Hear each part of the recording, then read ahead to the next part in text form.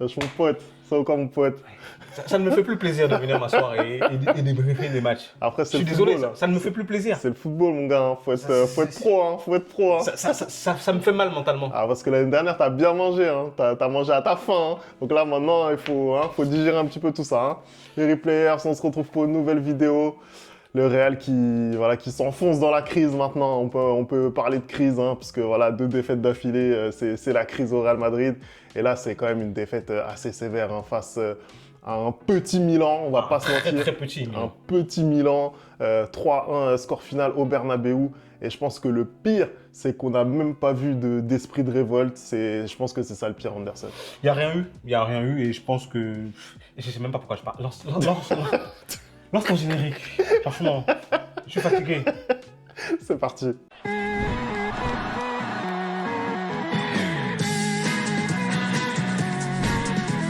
Allez, on commence tout de suite la vidéo. Bon, je sais que c'est pas facile, hein, pour les supporters madrilènes, mais voilà, c'est une défaite. Et plus globalement, je pense que le contexte vraiment là est difficile avec cette défaite face au Milan.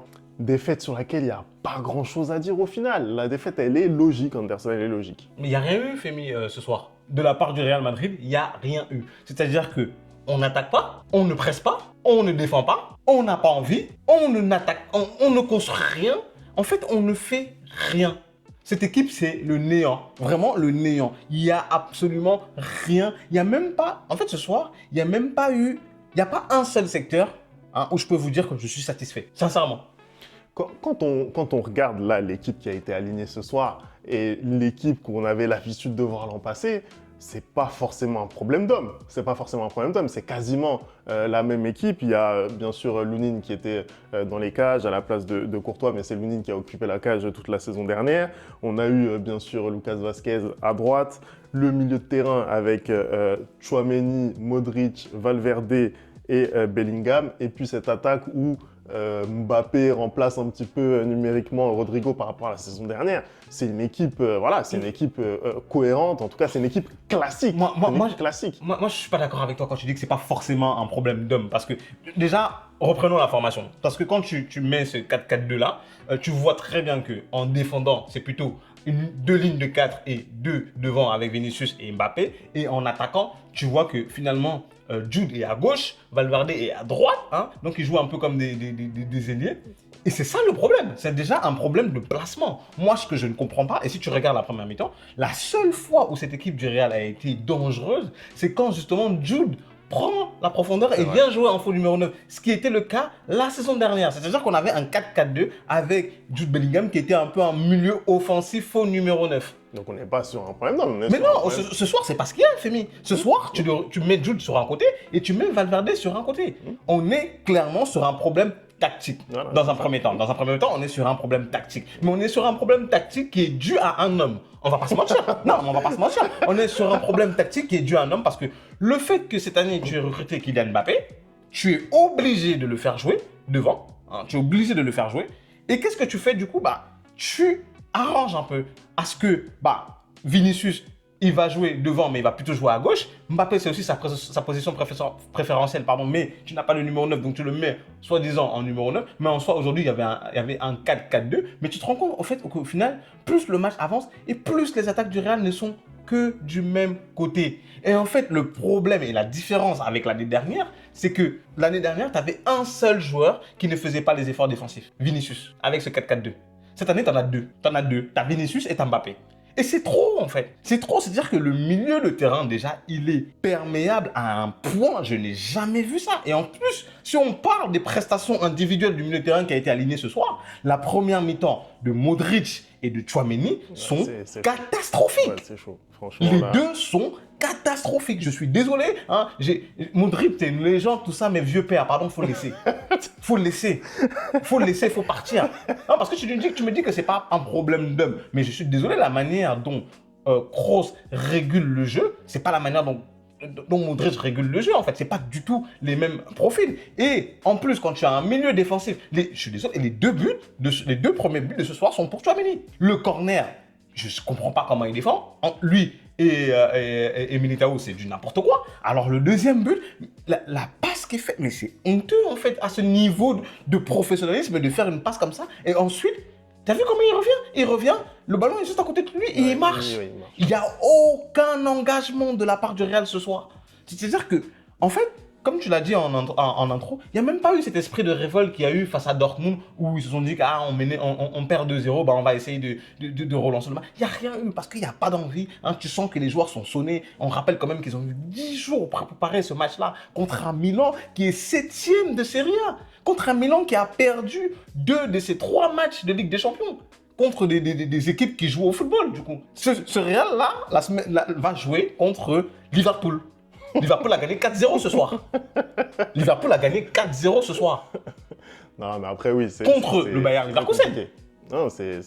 Non, c'est vrai que la conjoncture, elle est compliquée. Et c'est vrai que, justement, quand tu regardes ce qui arrive pour le Real Madrid, c'est compliqué. Mais pour revenir sur le match de ce soir, ouais, je suis d'accord avec toi. Franchement, je l'ai dit en avant-match, moi, je ne pouvais pas imaginer un Real Madrid qui se fait gifler à domicile dans un Classico et qui vient pondre une mauvaise prestation ou une prestation où il n'y a pas d'envie, tu vois ce que je veux dire? Je ne pensais pas voir ça, tu vois ce que je veux dire? Tu peux avoir des problèmes, tu as évoqué les problèmes tactiques autour notamment de Kylian. Moi, je ne suis pas complètement d'accord avec ça, mais soit, mais au moins dans l'engagement, dans l'envie, dans l'impact, tu dois montrer autre chose face à un adversaire qui, en plus, n'a même pas fait un match exceptionnel. Mais pourquoi tu veux qu'ils montrent autre chose, Femi, quand ils savent que quoi qu'il arrive, ça sera le même 11 qui va être reconduit le match d'après? Tu trouves normal que ce soir, Vinicius et Mbappé fassent 90 minutes? Tu trouves ça normal quand tu sais que sur le banc de touche, t'as des Henrik, t'as des comment ça s'appelle? Des Brahim qui, heureusement, il est rentré, hein, que t'as des Arda Güler. Tu trouves ça normal que des joueurs comme Vinicius et Mbappé, avec le match qu'ils font ce soir, tu trouves ça normal qu'ils fassent 90 minutes?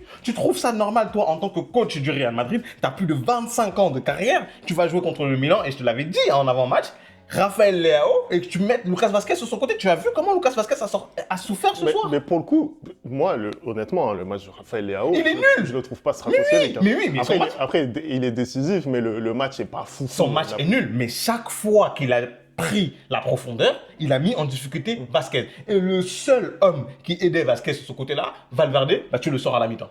Et tu laisses Modric. Mais c'est pas compréhensible. Pour le coup, c'est ce changement-là qui m'interpelle le plus, parce que à la mi-temps, on voit et Tchouaméni et Fede Valverde sortir.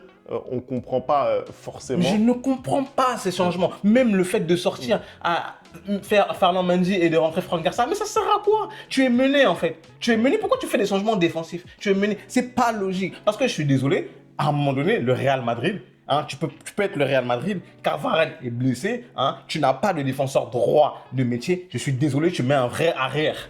Parce qu'au final, hein, tu regardes le but sur corner du Milan, il arrive comment? Parce que Léao prend la profondeur sur Vazquez, et il y a corner, et il y a but. Tu vois ce que je veux dire ou pas? En fait, c'est que des trucs comme ça. En fait, tu vas jouer Liverpool. Quand tu vas avoir un Mohamed Salah en face de toi, quand tu vas avoir un Cody Gakpo, tu vas faire quoi en fait? Tu vas faire quoi? Après, aujourd'hui, par rapport aux hommes qui sont présents, puisque tu l'as dit, il n'y a pas, hormis Vazquez, il n'y a pas de doublure à Carvajal.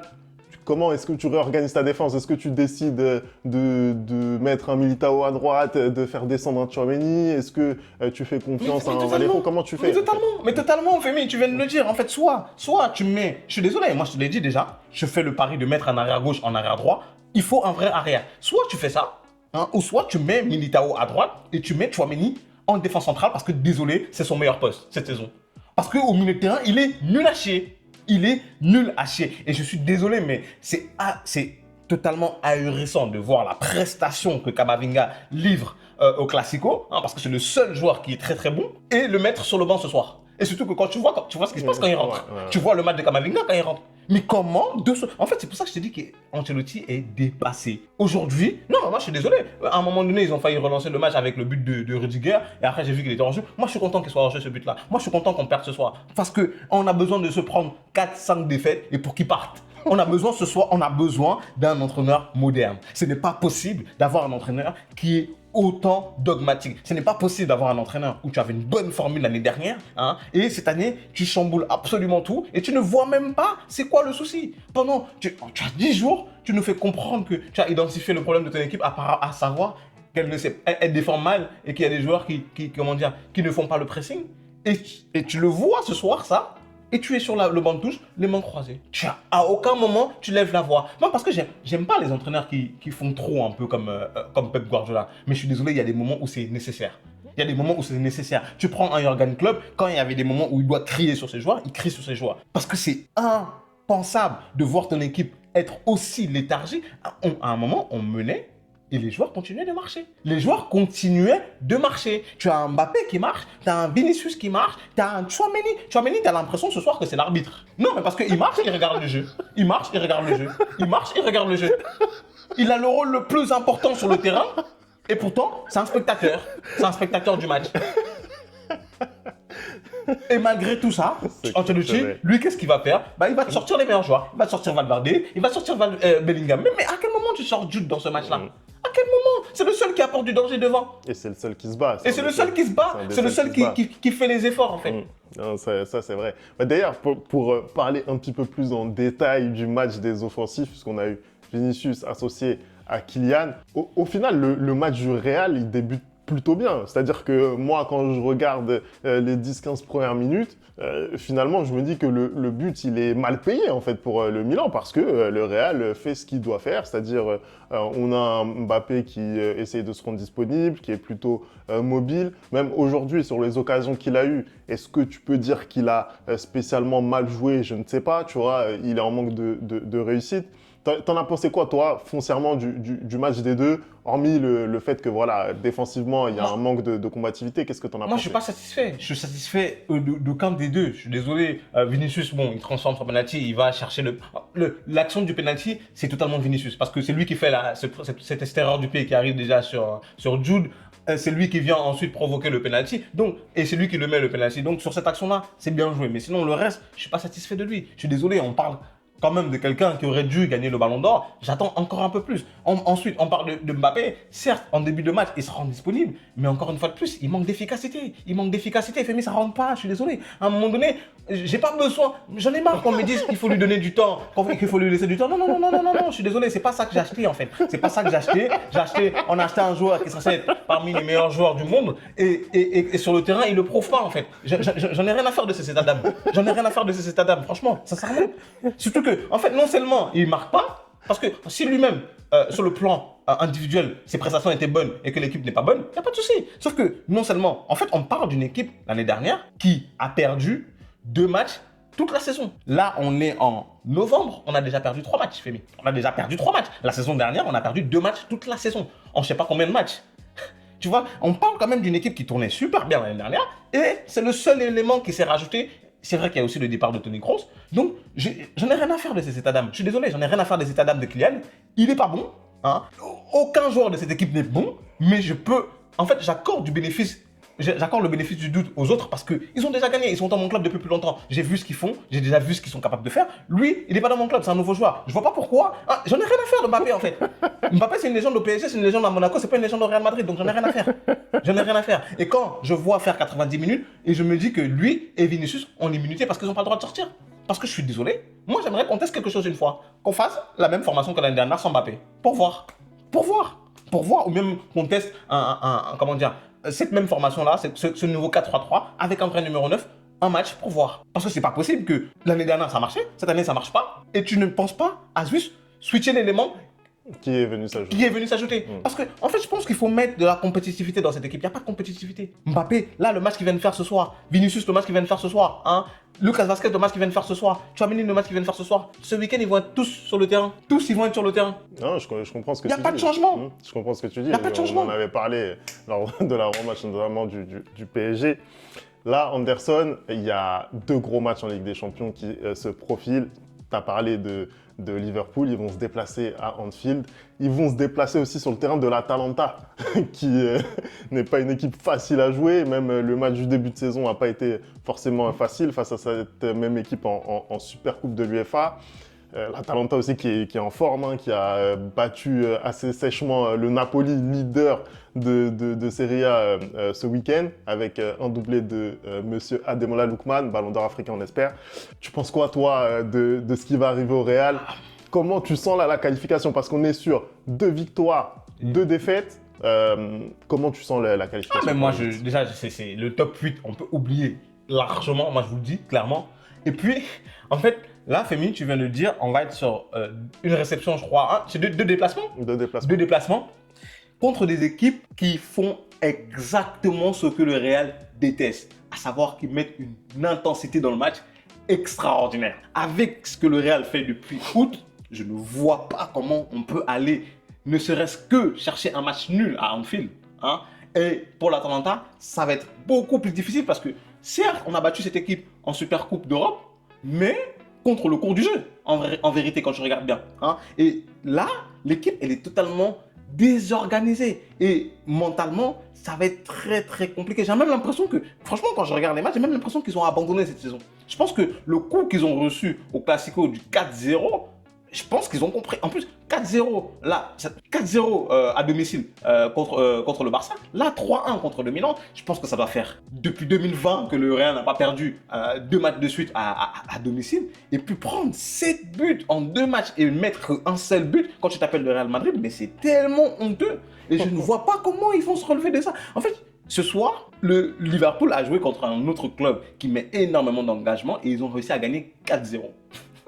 4-0. Ils vont faire qu'une bouchée de ce Real Madrid. Je suis désolé. Ils vont faire qu'une bouchée de ce Real Madrid. Et franchement, je ne suis même pas sûr qu'on va réussir à terminer parmi les 24 premiers de cette Ligue des Champions. Je ne suis même pas sûr parce qu'on a 2 victoires. Mais après, là, c'était quoi? C'était le 4e match, c'est ça? Là, c'était le 4e match. Il reste 4 matchs. Après, derrière, il y a un calendrier un peu plus favorable. Tu termines à Brest, notamment. Mais qui te dit que tu vas gagner contre Brest? C'est vrai, surtout quand tu vois surtout quand tu vois, et surtout quand tu vois le match que tu fournis contre Lille, qui te dit que tu vas gagner contre Brest? Qui te dit? Non mais qui te dit? Soyons sérieux. Aujourd'hui, je te le dis, Femi, je ne prends plus de plaisir à regarder cette équipe. Je m'assois devant mon canapé parce que je dois faire des débriefs. Voilà. Vraiment, ça ne me procure aucune joie de regarder le Real Madrid jouer. J'ai hâte, vraiment j'ai hâte qu'on vire Ancelotti, qu'on prenne un coach moderne. Moi, cette saison, c'est fini. Hein. Ah, mais moi, j'oublie. Mais quand je vois le Barça jouer de la manière dont il joue, je ne vois pas comment on va revenir en Liga. Et en Ligue des Champions, je ne vois pas comment on peut, ne serait-ce qu'espérer aller même en quart de finale. C'est la prédiction que j'avais faite, Femi. Je ne pense pas que cette saison va être une bonne saison pour le Real. Ça va pas être une saison blanche parce qu'on a déjà gagné un titre au début de la saison. Mais en vrai de vrai, je pense que c'est un titre qu'on compte pas. Donc en soi, ça sera une saison blanche. Hein. Mais en fait, il n'y a rien. Il n'y a même pas de sursaut d'orgueil, en fait. Tu sens que les joueurs sont désabusés, qu'ils sont fatigués. En fait, tu as l'impression qu'ils sont fatigués, qu'ils n'ont pas envie. Il n'y a rien. Il n'y a rien. Vraiment, c'est le mot du soir, c'est le néant. C'est le néant. C'est le néant. Il n'y a absolument rien qui va dans ce club. Voilà. Il n'y a rien qui va dans ce club. Pourquoi? Parce qu'on subit les caprices d'un président qui fait ce qu'il veut, qui ne veut pas acheter les joueurs. À un moment donné, on disait qu'il fallait remplacer, acheter un défenseur droit. Mais en fait, c'est toute la défense qu'il faut. Mais c'est n'importe quoi les buts ce soir. C'est n'importe quoi. Après, c'est vrai que là-dessus, par contre, même sur le corner, parce que tu as parlé de Tchouaméni, tu as parlé de Militao, mais on a quand même Rudiger. Qui se fait bouger comme un enfant de 5 ans. Qui se fait éteindre. Comme un enfant de 5 ans. Comment c'est possible ça? On parle de Rudiger. C'est peut-être le meilleur défenseur central du monde à l'heure actuelle. Tu vois ce que je veux dire? C'est pas possible de se faire bouger comme ça dans sa propre surface de réparation. Moi qui attendais un match avec de l'engagement, c'est ce que j'avais dit en avant-match. Je voulais une équipe qui se bat. Je vais attendre longtemps. Hein, je vais attendre longtemps parce que, en plus, ce soir, je suis persuadé qu'Ancelotti, en conférence de presse, il va aller te dire qu'on a juste manqué de réalisme, en fait. Tu vois? C'est ça. Mais en fait, c'est ça qui m'énerve. Et le board, ils vont rien dire. Parce que, en fait, le club est tellement préoccupé par sa situation économique qu'ils ne veulent pas. En fait, le Real, c'est un club où l'image, il faut absolument montrer de la stabilité. En fait, on va jamais recruter en janvier, on va jamais recruter dans la panique, mais ça suffit en fait. On est sur la même équipe, on tourne sur la même équipe depuis 10 ans, ça suffit. Faut investir maintenant. Tu as des Arda Güler qui sont sur le banc, tu as des Hendrik qui sont sur le banc. C'est pas normal. Fais du turnover, montre à tes titulaires que, vous jouez mal, vous sortez en fait. C'est tout, c'est simple. Allez, on va s'arrêter là. Je pense que tout a été dit. C'est la crise au Real Madrid. Et on le voit encore ce soir avec cette défaite à Bernabéu face au Milan. Merci d'avoir regardé cette vidéo. On n'oublie pas les bonnes habitudes, le replay foot. Force à toi, Anderson. Vraiment, ça ne doit pas être facile. Et nous, on se retrouve dès demain pour PSG Atlético sur la chaîne. Allez, à très vite.